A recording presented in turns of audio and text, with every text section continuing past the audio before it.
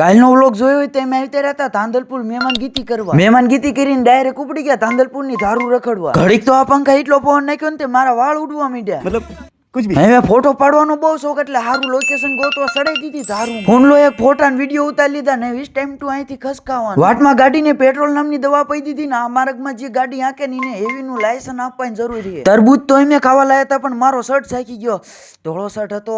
આ બધું તો હાલતું રહેશે પણ પેલા ખાવામાં ધ્યાન દઈ દે. ખાવા વાળા જ ઘણા હતા પણ જે નો ખૂટે મન દઈ દેતા હતા. ભાણાએ પેલા તરબૂચમાં પછી આઈસ્ક્રીમ માં તળ દઈ દીધું. થોડું ઘણું તંતર મંતર કરીને આપણે તે ગુલ્ફીનો રોલ કરી નાખ્યો. ભાણા ભત્રીજી બે ની ડિમાન્ડ પૂરી કરવા ઉપડી ગયા તાંદલપુર બાજુ.